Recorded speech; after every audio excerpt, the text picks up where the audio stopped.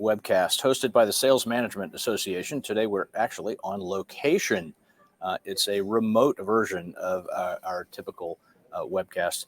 We're happy that you can join us. I'm Bob Kelly. I'm going to introduce our session in just a moment. I have a few very brief announcements first. Number one, please note that we will not open attendees' audio or video lines during our live broadcast today. However, we do welcome your questions and comments if you have them. Please feel free to submit those at any time. You can do that in a couple of ways. You can add them to the small chat window below the video display on our website where you are now. Or alternately, you can email them to us. You can use the email address support@salesmanagement.org. And we'll put that email address up on the screen for you as we go through the broadcast to help you remember. Also, as a reminder, we're recording today's session. We'll make it available for playback in the Sales Management Association's resource library. Our members will be able to download slides, what few slides we may have from today's session. Our session today is one in a series of web-based Sales Management Association presentations that feature practitioners and thought leaders in the field of sales force effectiveness. The Sales Management Association is a professional association for sales operations, sales enablement, sales effectiveness, and sales leadership. If you're not already a member of the association, we encourage you to consider membership, and you can learn more about that while you're here on our site at salesmanagement.org. Well, I'm Bob Kelly, as mentioned, and today it's my pleasure to welcome a really great panel. We're going to talk about a topic relevant to every sales organization, which is sales effort and sales activity. So let me get to introductions right away. Our panelists today are Jamie Baker from Thermo Fisher Scientific, Ken Kramer from eSpatial, Rob Mitchell, formerly with Boehringer Ingelheim, and Steve Ridgely from TransUnion. Jamie Baker is Director of Strategic Deployment and Execution at Thermo Fisher Scientific. He joined the firm in 2018 as Director of Sales Enablement and worked previously in Salesforce effectiveness and marketing roles at Hologic, Teraline, Bausch & Lomb, and Johnson & Johnson. Nice to have you with us today. Jamie, let's see if we can get you on the screen. Hey, Bob. Yeah. There I am. Yeah, great to have you, Jamie. It's not as efficient, this Delta Sky Club edition of our webcast today, but we'll get everyone on in just a moment. I'll keep plugging here. So our next panelist is Ken Kramer, no stranger to Sales Management Association audiences. He's addressed us many times on topics related to territory optimization. He is Vice President North America at eSpatial, a provider of cloud-based mapping software that lets users easily upload, visualize, and analyze multiple layers of data. Previously, Ken was Senior Vice President Product Strategy and Enablement at Map Anything and President at Teraline. Welcome to you, Ken Kramer. Nice to have you with us again. Hey, Bob. Great to see you again. And I hope Delta's pitching in for the plug you gave him. Yeah. Well, we'll see. I mean, I'm getting a lot of weird looks here, but it's all in the service of our membership. So I'm pressing on. Our next panelist is Rob Mitchell. He's the former head of sales at Boehringer Ingelheim Animal Health, a firm he recently left to pursue new opportunities. While at BI and Mariel, which was acquired by BI, he spent 15 years leading sales teams and Salesforce effectiveness initiatives in the animal health industry. After spending 12 years in similar roles in the human pharma sector, he is an Airborne Ranger qualified West Point graduate who served as an infantry platoon leader in Iraq during Desert Storm. And it's always a pleasure to have you with us, Rob Mitchell. It's been a little while, but it's great to have you back, and I always value your input. Welcome. Thank you. That was a long time ago and many pounds ago, that last part.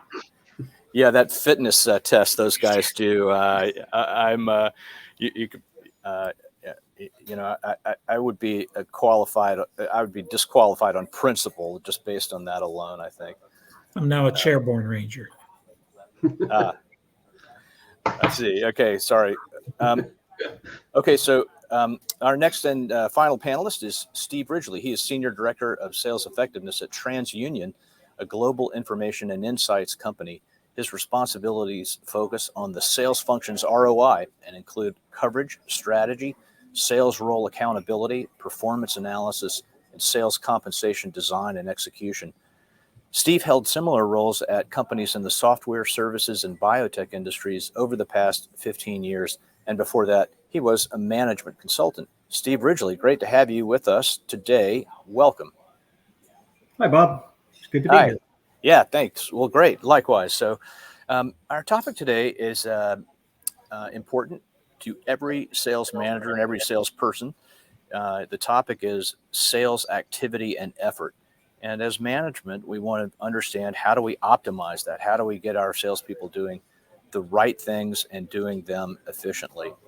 So let's acknowledge one thing about the call, which is we have a fair number of people focused kind of in the sales operations area. Sales operations has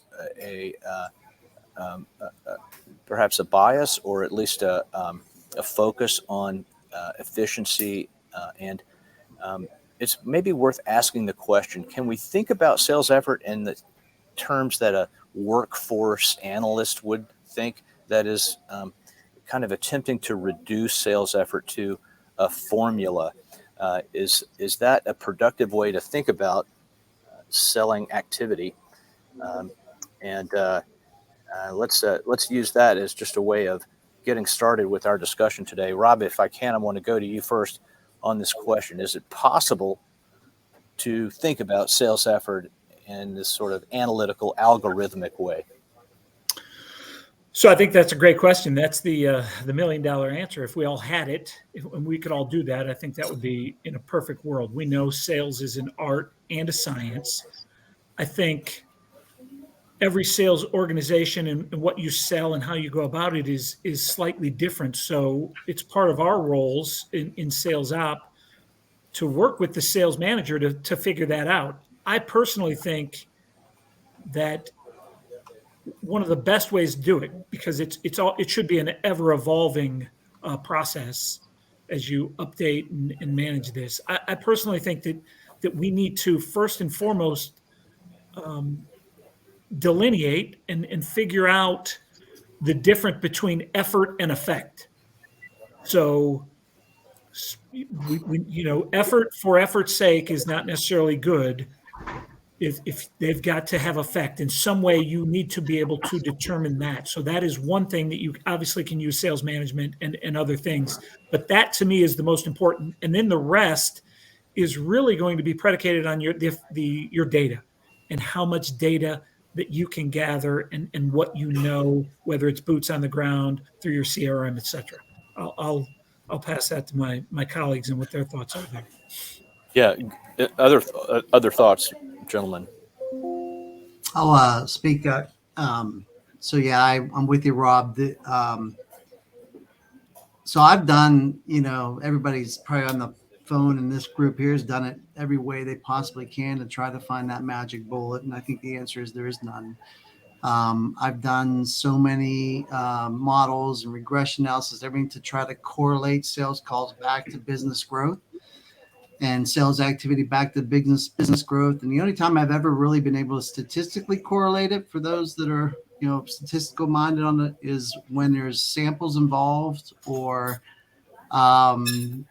inventory involved. If you have an inventory situation, if you're putting something into the practice or the particular location or the particular customer to drive behavior or to escalate their commitment to use your product, then in those situations I've seen a lift.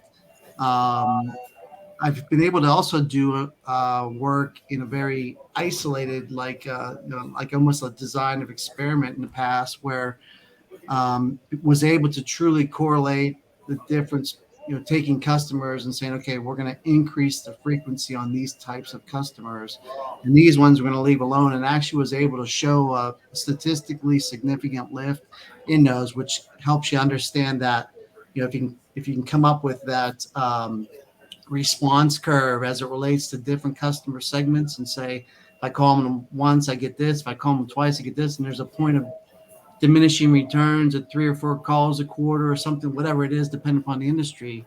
I have been able to do that, Bob, and actually with some pretty heavy analytics and some control. But again, taking that to a big overall formula, very difficult. Yeah, let's make a distinction here. Our panel is made up of B2B sales managers in B2B selling environments. And I think often what we see when we read about the thought leadership available on this topic of kind of maximizing productivity, it often involves the sort of routine and highly process-driven selling that you might see in a SaaS technology company, for example, a sales development rep who's attempting to get a meeting, attempting to get a demo, et cetera. And so I think what we see is much more difficulty correlating activity with results. That doesn't necessarily mean one doesn't lead to the other. It's just a little harder perhaps to quantify that. Is that I'm not sure if anyone would disagree with that, but yeah, I could throw in my 2 cents on that, Bob. Is coming from the software world and recognizing that 25, 30 years ago, when I first started launching products to help sales operations and sales organizations, first, there wasn't necessarily a sales operations group for us to target. In the early days, there may have been that's all sales controllers that rolled up into finance that kind of played that role. So the fact that all of us here have spent many years, decades, caring about the numbers and the analytics and the approaches Jamie had talked about is a huge win over the way things were 20, 30 years ago. The other thing that I recognized early on was just because I was in a software world, everybody I worked with would always look at things as, well, this is how software companies do it. And the reality is there's many, many more companies in pharma, med products, CPG, financial services, every other industry out there where the activities of a sales rep and the time they spend and the efficiencies of those reps matter so much more than bringing in the $1 million deal in software that most software companies often cared about. So yeah, Bob, your point is accurate, but it really depends on what industry you're talking to, and the reality is more and more industries do care about these efficiencies. And time goes on. The observation I would have is that because there's been such work done to really hone and polish the idea of highly process-driven selling, typically in the technology sector, it's become sort of a seductive idea that has made others intoxicated with the idea that we can manage with an algorithm. And so one of the things, my purpose in asking the question was kind of to bring out the difficulty in doing that. The question does. Go ahead, Ken. I'd assume that Rob might agree that we look at the software industry as potentially leading a lot of these efforts. I always gave applauded the pharma industry. They were always way ahead of everybody in efficiencies. I think pharma, I'm not going to get into it here, but we had some data that was really, really useful, and we were able to narrow it down to a true science. The one thing that I would say, and I think Ken, you stated it, everybody here, everybody on this call, your sales calls, your products, your customers are all a little different. The one thing that I would say is if you're not measuring something, you're probably missing out. Yeah. And you should be exploring what you're measuring, or at least pressure testing it every year.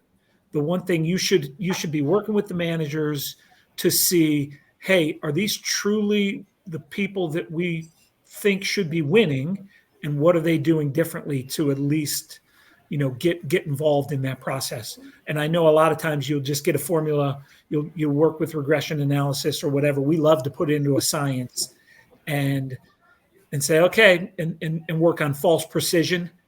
This is it's an art, and we need to constantly pressure test it and look at it. Yeah, great points. One of the questions we have, and Rob, you made the distinction between effort and effect. So let's put aside for a moment how good our salespeople are at selling or doing the right things, or doing them well, I should say. The underlying question is, are they doing the right things? And how do we determine what those right things are? What is, as managers, can we develop a theory of what should be done in order to get the results we're looking for? If so, how do we do that? How do we figure out what the right things are for our salespeople to do? Steve, I'm going to bring you in on this one, if I may.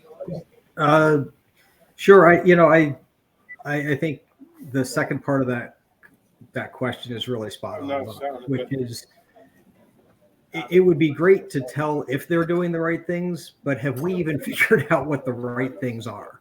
Right. Yeah. And I think the right things are a combination of both what is your strategic intent, right? When we put together these complex selling models, and there's team sales, and the way we've structured different segments and verticals and so forth have a lot to do with what should be occurring.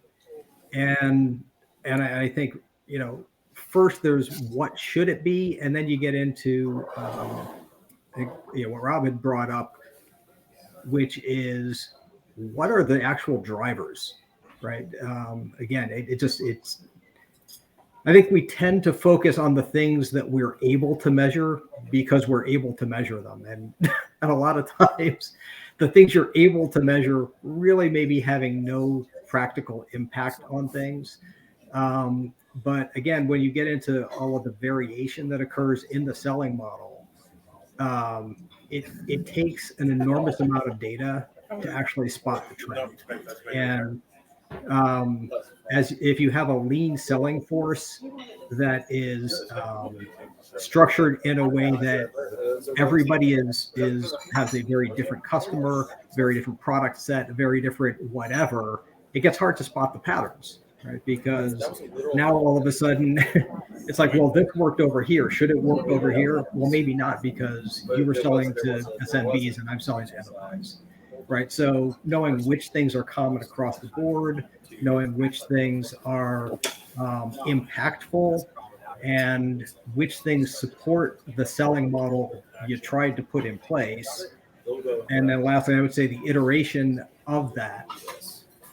If you could really point to that and get at those data properly, you would probably restructure your sales model a little bit. So, I think the way you go to market needs to be reflective of where you can be impactful. Yeah, so I get it. This is difficult to nail down. There's no recipe or formula necessarily. I mean, Rob's given us one potential answer here, which is measure and then course correct. See where it's not working and make iterative refinements until you get better results. To at least paraphrase part of what you were suggesting there, Rob. But have you guys attempted to solve this or answer this question in other ways? How to determine what the right activities are? Anyone else? I was going to say, I think we've, and in a past world, working with Jamie doing the response curves he mentioned, we're measuring the calls, but we're not measuring the specific activities, how they might be handling those calls differently from one rep to another rep. In some cases, there's only so much that you can measure, as mentioned. Yeah. We know that they made a call. We know it was a 15-minute call. And we know that they made 6 of them in the selling cycle and they sold. Why? So those things are great, but it's much more difficult to get into the nitty-gritty of what they did beyond that. But obviously, anything you have that you can measure and do some comparison to other reps, there's benefit to it all. Hey, Bob. Well, Ken, what I would say is, you mentioned it earlier. I've been in I've been in high margin business, which, we probably have more resources than some. So I've spent time there, and we've been able to look at some of those. And one of the things that I think we did pretty effectively was, the effort has to be there, but we measured a lot of the things that weren't really directly affecting their percent to quota, if you will, their total sales. We measured a lot of things that you had to be there and you had to have influence with someone else in the total sales call, someone else in the office. And some of those were real eye openers when we started looking at them. Some of just the ancillary things that showed that the best reps had way more share of wallet because they had involved so many other people in the process. And those were real. Once we hit on that, we really were able to expand it and look into it. And again, I would say that, most businesses will have something like that. You just need to find out what it is and work with the managers and try. Rob, just to be clear, I want to make sure I understand your example. Thanks for sharing it. But are you saying they got more people involved in the client account, or so more of the side? staff, more of the staff. Yeah. Okay. So in our customers, obviously we would talk to the doctors, the veterinarians. They were the main drivers, but a lot of times the staff behind the scene was driving things. So their involvement and their engagement in some of our, training programs, or, anything that involves CEs behind the scenes, or when they were involved, we knew that the rep had a deep reach into the account. Yeah. I was amazed, years and years ago when I learned that sales reps in pharma, or more so perhaps in med products, would potentially sit in on cases. They could sit in on surgeries. And it horrified me. It impressed me. When I thought of some of the people I knew that were doing this, it scared me because I didn't want to be the patient with one of my buddies in there in a surgery. But again, when you're looking at a sales rep's time available to him, we had to allocate, all right, you're doing a 1 or 2 hour case. You're not doing a 15-minute call. But as you bring up, a sales rep who's capable of adding value during those situations is tremendously different than one who shows up and just kind of watches or whatever. And, so this is where I do think the more you can level the playing field by measuring everything, then you can later on see, right, these are my better reps versus those reps, because there are some intangibles perhaps. But yeah, in those situations, yeah, big difference. Go ahead, Jamie. No, I just wanted to say that a lot of those reps, if you talk to them, can actually are doing the procedures. Really.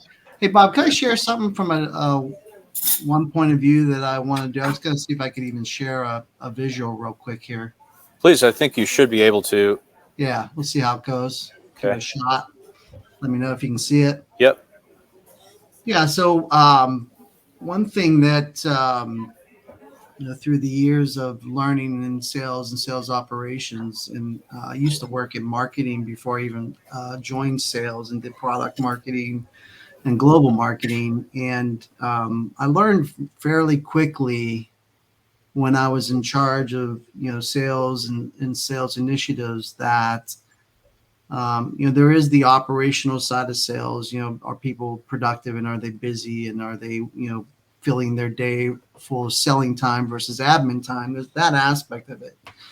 But the other aspect of it where I felt like I was really breaking through and making a difference is when I worked collaboratively with the business strategy, in cases where I worked, it was mainly the marketing and the product marketing people that drove the strategy from the overall business plan. And we established, a cadence, whether it's quarterly or monthly or whatever you might say, where, we would, as this kind of displays it figuratively, but we would have meetings where we would pull in all of in this case, it was a medical device product that was also used by consumers, but we would bring in product and commercial marketing people, and we would say, you know, what is it that you're trying to accomplish within your brand or your particular product area,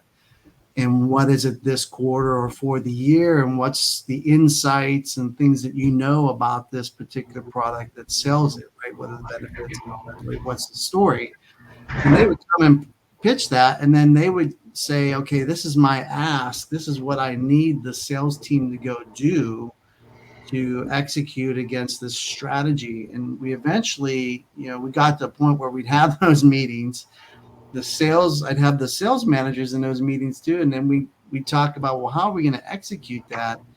And we found out that, you know, it's impossible. You know, what's being asked by all of the people of the organization, of the capacity of the sales team, just couldn't do it. So it was a great meeting to have there. And then eventually we got very sophisticated. This is trying to just demonstrate that, where, you know, we would ask them to come in, what's your strategy? Who's your specific target? What specific segment are they from? What's their behavioral or attitudinal key drivers? You know, what are the very specific locations that a rep needs to go? And then I think somebody brought up the point, who do I need to talk to, and what is their influence over the decision making? And we actually got to the point where, you know, if we were selling a product or an upgrade or whatever it may be, you know, we would lay out a playbook which actually laid out and said, okay, when you go hit this customer, you're going to call on them, you know, 5 times over the next 4 weeks. And each of those calls, this is depending upon where they are in the decision-making process or the buying process. This is what you talk about. And then the next call. So you're almost creating, you know, and helping them through the decision process. And when we got to that point, we could really measure against that strategy or that playbook, which was not necessarily how many calls you're doing, right? But it was the quality of the call and who you were doing them with. So I thought, yeah, great. Thank you for sharing that. So that really helps us at least get a head start on using some logic and also kind of testing for how practical it is when we're trying to figure out what the right things to do are. And then hopefully we course correct. I want to go back to sort of a recurring theme or idea that I've heard most of you mention, which is measuring activity. And let's talk about the things that might go wrong when we're measuring things. So you know, I do acknowledge it would be great to have metrics on everything. Then we could just be really smart about what to do, and we'd have a lot of great analysis. But it's not always a great idea to do that. Ken, let's go to you on this one. What can go wrong when we attempt to measure things? Everything. Everything can go wrong. Most of it will. Yeah. Yeah. It's look, you know, I've spent a long time in the territory space. I spent many years also in the incentive compensation space. So, you know, you're telling people where they can do what they do, but in the compensation, you're trying to actually influence their activities. You know, I know we might get to this a little bit later, but you need to make sure you're measuring the right activities. Otherwise, you will end up with the wrong results. So yeah, it could be everything, but you could end up with people focused on the wrong accounts, focused on the wrong products. You know, it's very easy to influence, especially through compensation. You want your reps to manipulate the compensation plans to maximize it, but only if that gets the results you're looking for. If you do it the wrong way, everything can go. Yeah, let's talk a little bit more about the downside of measuring the wrong things. I mean, there's a cost or a price, I should say, often for measuring things, measuring activities, especially. Particular, so maybe I'd love to hear you guys address it from that standpoint. You know, one thing that occurs to me, at least for my science friends, is kind of the Schrodinger's cat thing, right? where once you go in and start trying to observe something, the act of observing it potentially changes or brings about the outcome. And, that can cut both ways. This sounds like a Schrodinger's cat a little bit. Yeah, that's exactly what I was alluding to. And, I think in the best circumstances, just telling somebody you're studying it may get them to focus on it, even with or without the data. So it could influence it in a positive way.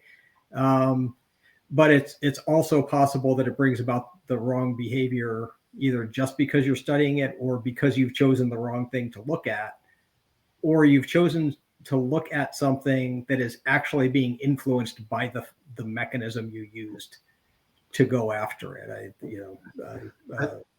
Rob mentioned, but like GPS, right? If you say, hey, we're trying to keep track of where everybody is, that it could influence behavior in great ways. It could influence behavior in absolutely awful ways. And the problem is you don't really know what kind of activity and result and everything you were getting before you were measuring it.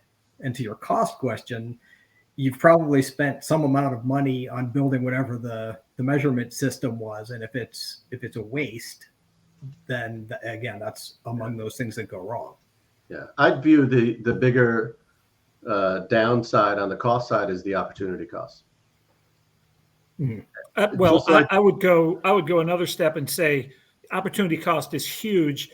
But to me, if you are measuring the wrong thing or measuring something ineffectively, the biggest cost will be on your team culture, because you're rewarding activities that you don't necessarily want, or you're rewarding people that aren't necessarily your best. And then you're going to keep people who aren't your best and lose the people who are your best. To me, that would be the biggest downside. And I think it's pretty common that this happens.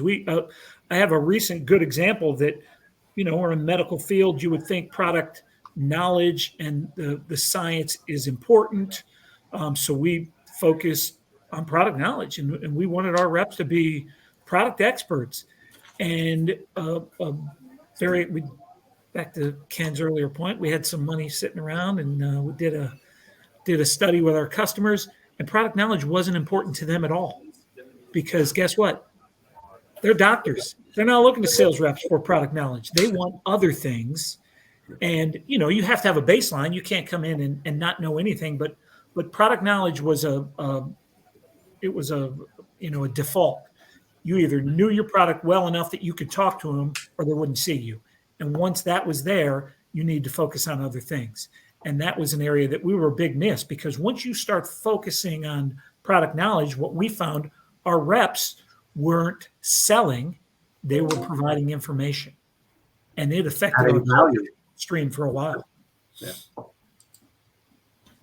You're good. I like to remind people often on this topic that salespeople themselves, they tend to interpret things from management, especially if they're incentive related or if they're requests for information related. They tend to interpret them through a couple of lenses that we often forget about. Okay, so one is this is going to cause me to lose some autonomy. Often what they're looking for is bad news. So when you ask a rep for something as a manager, often the alert that goes up is, what bad news is in this message?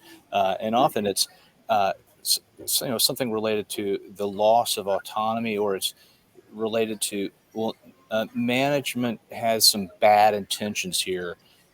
They're measuring this for a reason. And so these get to the points that you guys are making. I think there's a message that's communicated sometimes subtly. We have to be very worried about. But then there's also literally a cost, I think. I mean, because what I found is that many organizations are asking salespeople themselves to record this data. I don't know if that may not necessarily be true with some ways of automating data collection. GPS was mentioned, for example, that might not require much time. But in other cases, doesn't it take a lot of time that could be used places for reps to give us this data? And is that a concern? For me, it is. I think that if the data is self-reported, oftentimes the further up the chain you get, the more it becomes gospel. And then we sometimes act with false precision. And if some people are doing some things and I don't know. I've always worried about at least rewarding anybody financially on self-reported data. Yeah, there's a conflict there, right? Yeah, there's a huge conflict. And I think marketing often will look at that data and take it as gospel and not realize that, some reps do it very well and others do it because they have to and others don't do it at all. Great. Well, let's talk about another topic related and always a source of contention, or at least strong opinions. And that topic is incentive compensation. I'd like your thoughts about how we can use incentives to help in this area. That is, perhaps to encourage reporting, if that's considered appropriate, or to reward the right kind of activities.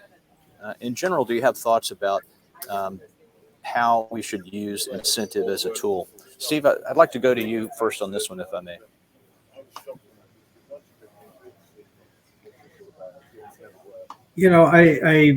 Rob made the point about self-reported data and using that as a mechanism. My very strong feeling is incentives need to be based on outcomes, not on effort and activity.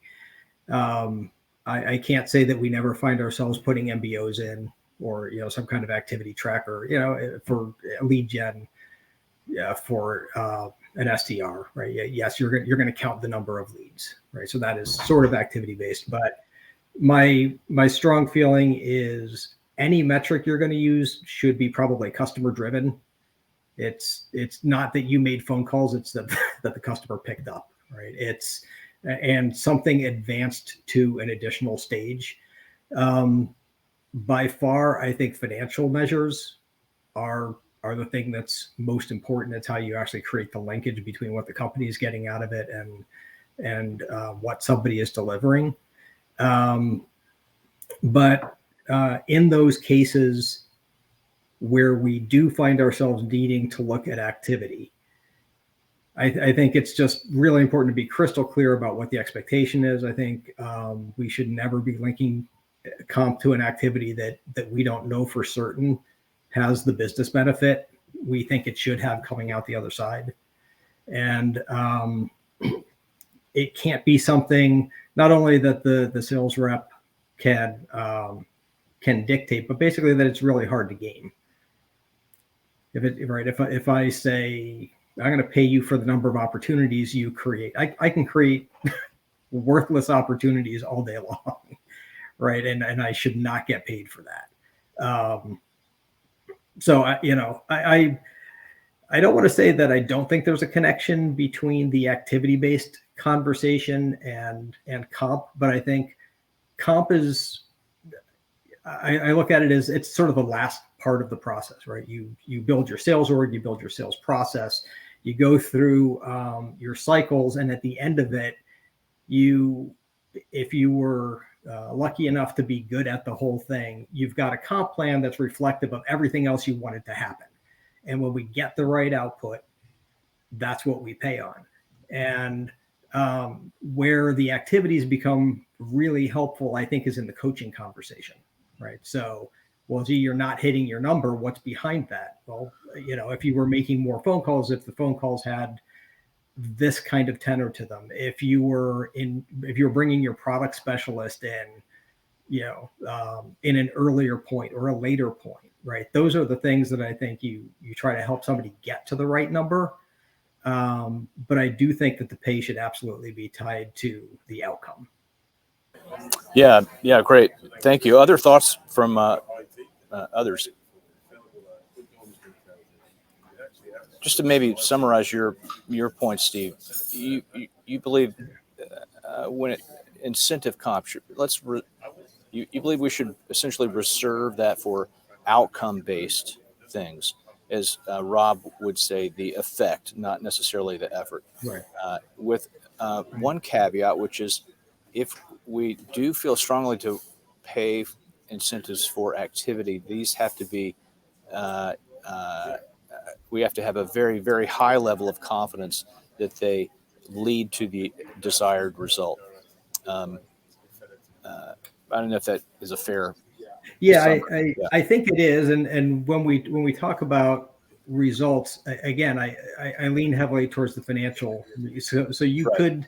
you could pay for advancing opportunities, but advancing opportunities don't put money in the company's pocket until they actually close, right? So Yeah.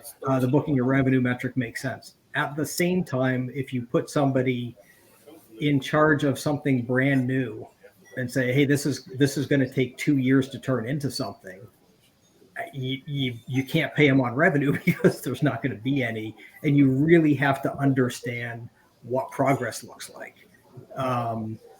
And I think it's fair to tie to those kinds of things, but I don't think it's fair to tie it to, well, hold 2 marketing events per quarter. Okay, Sure. and Right. great that you held them, but what I need to know is that customers bit on the hook.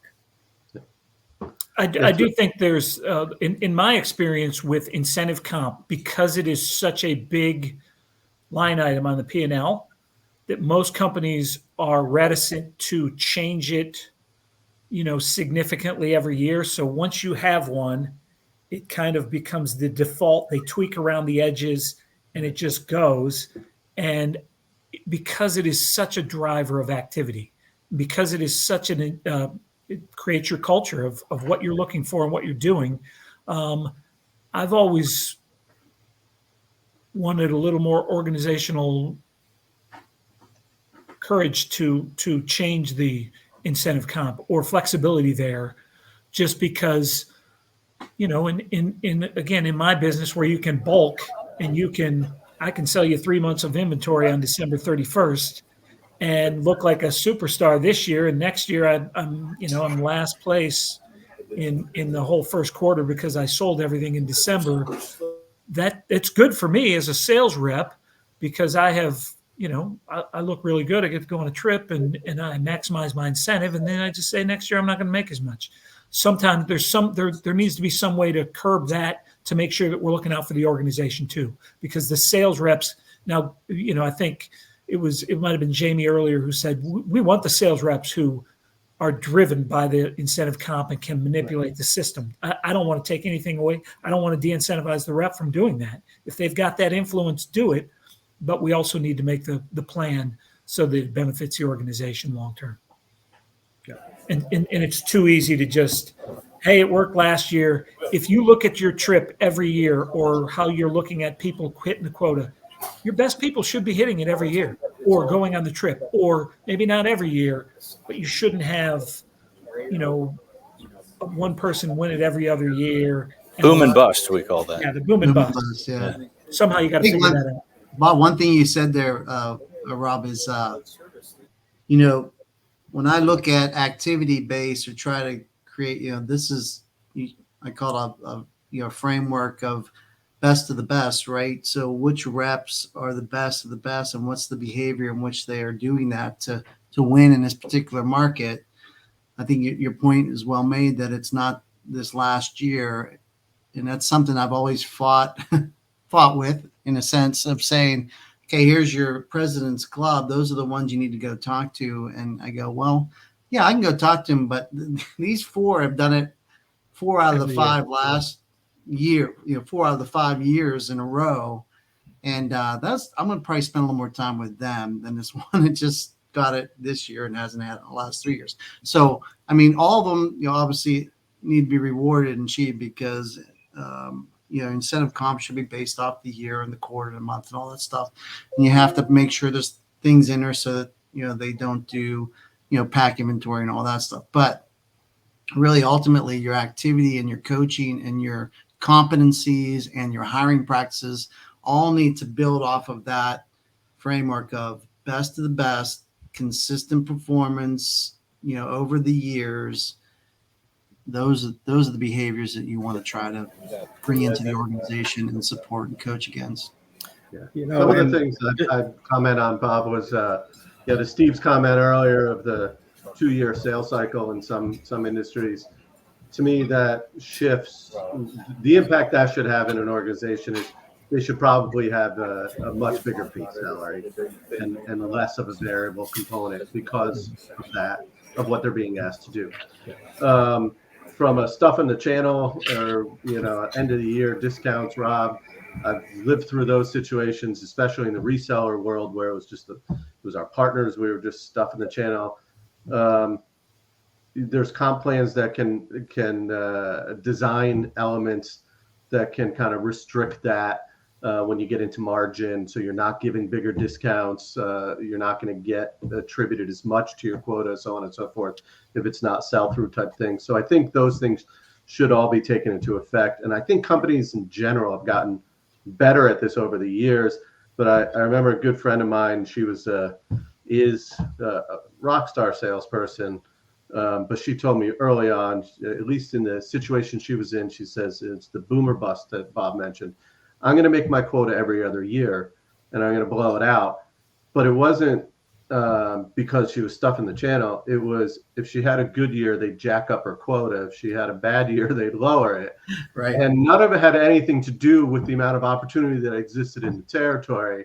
So this really all ties back to what I said earlier is all of these things should be done, should be measured.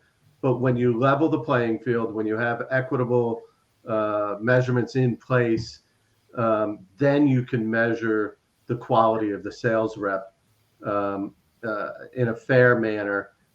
And then you get into that coaching side of things that Steve mentioned, which I think is critical in that you'll know which reps need more help in certain areas. They're not blowing out their quota and going to club because they have an overloaded territory that they're losing margin or market share on. It's because they're not as good or they're not doing some of the same activities the other reps are. To me, it all comes back to you got to level the playing field, give everybody the similar opportunity so that if you are going to compare reps, you have legitimate comparison points. Yeah, Ken, I think a critical point that you brought up, and I tie this together, and we didn't really talk about it, but I think the quota setting, depending on your industry, is part of incentive comp.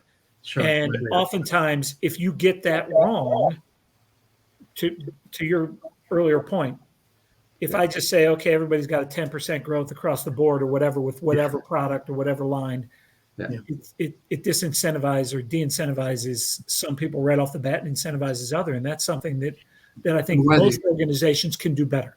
Whether you have a quota at all, too, right? Yes. Yeah. We talk about designing territories based upon capacity and workload. You want to maximize the amount of customer time each rep has the ability to have, but you want to set quotas based upon the potential that now exists in that territory, because you could have a territory that takes 35 hours a week to work in New Jersey, and you could see 100 accounts, and you could have a territory that takes 35 hours a week to work in Iowa, and you can have 7 accounts, and thank you. Quota is not the same. Ken, thanks for bringing bringing us back to that point, which is, the benefit of understanding activity is that we can have a really accurate profile of workload and of capacity if our reps are doing the right thing. And we can use that to make much more rational decisions about territory management, about how to set quotas that are equitable, and how to get the most productivity out of everyone. So anyway, I regret to inform you that we're running out of time. We're nearing the top of the hour, but I do have one more question, which just relates to any other tools or approaches that you think are useful in this area of optimizing the return of that on effort of our sales organizations.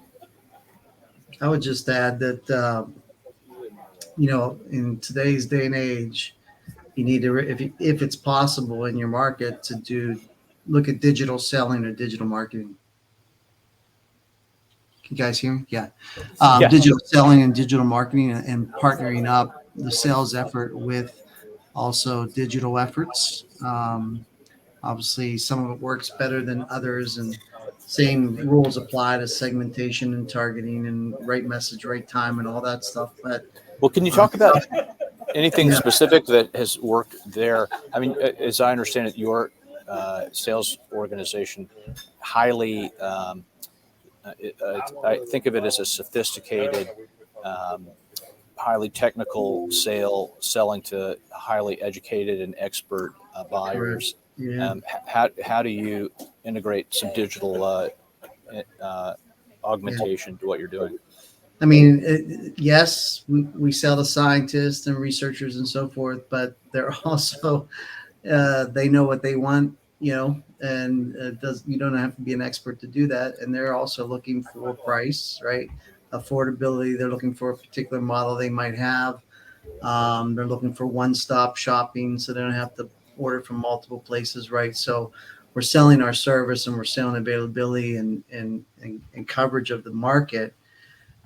And obviously we have a million customer accounts, in our market, and there's, we can't get all of them, right? And it's just like anybody does for sales. You have, areas where you can be face to face and so forth. And to Ken's point, you go out to Iowa and you can't, right? So do you really put a body out there, or do you put an inside sales rep? And then where inside sales reps can call on them, but they have thousands of accounts, so they're not touching all those, right? So at some point at the tail of that distribution, are you starting to hitting them with digital marketing and then, bringing in leads in that way, so there's not a lot of wasted effort. But not just on that aspect of it, of bringing in leads and digital marketing, but you can also supplement even where your top customers and where reps are physically visiting them. But you can also, if you're selling a campaign or you're doing a product campaign or something like that, you're talking to them, visiting them, but you're also hitting, it's technical staff and support staff and purchasing and so forth with whatever it is you're trying to establish within the market, and you're giving them reminders around that too, and giving them the ability to connect in that way as well. We've implemented sales enablement platforms, that have all our assets there. They feed right into Salesforce, and then the reps can even automatically or physically send those out to customers, track whether the customer opened it, what they looked at, so forth. So, there's a closed loop aspect to it that also improves the productivity of the sales rep versus calling up and saying, hey, did you look at that yet? Hey, did you look at that? Hey, I'm coming in tomorrow. Did you look at that thing I sent you? Versus all that, they can actually time it and make the call at the right time, right after a customer might have been looking at a particular thing that they'd sent them or gave them access to. So it's not the be all end all, but it's a supplemental aspect of selling that I think we all need to be doing. Yeah. That amplifies what your salespeople are doing. Other thoughts here? Well, I was just gonna, and as a company that actually does digital marketing, I probably shouldn't swing analog, but the best tool that we've got, JB already talked about, right? It's your it's the year over year high performers. Because if we're talking about outcomes, one of the challenges we always have is you have to measure stuff while it's happening, and you don't know what impact it had until afterwards, right? And if you talk to the people who meet our definition of success year in and year out, that's where you go back and you talk to them and you go, listen, what are you doing that everybody else isn't doing? I think that's our indicator for what are the things we should measure, what are the things we should coach toward. So the best tool we've got is our good salespeople. I would agree. I was concerned in a business. My business is repeat customers, established relationships. During the pandemic, it was, obviously we were remote, we were phone, we were video chats, we were doing all that. My concern was people were going to get used to it, and or our customer, because we're a market leader. We had a high percentage of the market. My concern was the customer was going to say, oh, I don't need to see you right now. I don't need to see you. Just call me or whatever. And some of the reps defaulted to that because it's easier. You can make 10, 20 calls from your in your sweatpants and be done by noon. And, I think that luckily the customers realized that there was a gap and they were missing out on information, and they did ask us to come back. But I think there's always a danger of getting less than us access to the buyers and wanting to go Very good. digital. Well, Ken Kramer will give you the last word on this topic if you have any thoughts. Yeah, to tie in, how this whole thing started, go full circle. Bob talked about efficiency versus effectiveness. Obviously, I've worked on the from the software side of things and feel there are definitely tools to help make things more efficient from a territory design perspective, from an incentive comp perspective. I do think, as Jamie mentioned, the closed loop marketing tools, the enablement tools, outreach, whatnot, type systems that enable reps to be more efficient are obviously there and put you in the best position to be successful if you can then manage the effectiveness side of that. From a tools perspective, I believe there are companies that do provide tools and coaching. I think if there's anything that can help managers become better coaches, I think that's critical. I think as a sales manager myself, that was definitely a big focus, is how can I make each rep better? Like, I can take care of the things, set up the territory, set up the quotas. You could do a lot of things to set the stage, but then to execute on that, it comes down to the coaching and some of the other possibly intangibles to be able to look at. But yeah, obviously there are tools that I think can help every company gain several percentage points of efficiency, both in the planning and even on the execution side. If a rep can make 8 calls a day instead of 7, it's a tremendous impact to their organization when you multiply that by hundreds or thousands of sales reps. Now, if a good sales manager or other solutions can increase the success rate of each of those sales calls by an incremental several percent, that's huge as well, but harder to control. I think the efficiency side is more measurable, as we've been talking about measurements all day.